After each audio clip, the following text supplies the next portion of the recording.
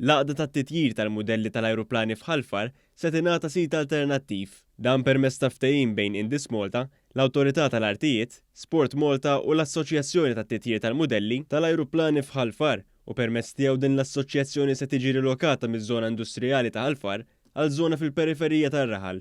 B'hekk dan il-ftehim ser iwitti triq għat-twettiq ta' wegħda elettorali oħra, il-korsa ta' tlira tal-karozzi b'investiment 20 miljun euro.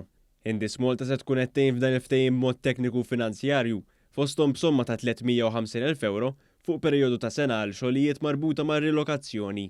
Il-Ministru għall-Isport Clifton Grima sostna li dan il-ftehim juri l-impenn tal-Gvern sabiex jgħin fil-qasam tal-isport mhux biss b'investimenti infrastrutturali jew fl-atleti, iżda anke fl-assoċjazzjonijiet. Il-President tal-Assoċjazzjoni Pier Bonello sostna li dan il-ftehim ma kienx ikun possibbli mingħajr il-ħidma ta' bosta entitajiet. Huwa spjega kif din ir-rilokazzjoni tfisser tiġdid għal din l-assoċjazzjoni. Ir-rilokazzjoni li rridu nagħmlu hija importanti għax il-klabb jixtieq jikber, jimraħ u għandna ħafna proġetti għal quddiem li jekk ma nagħmlux din il-mossa li nimxu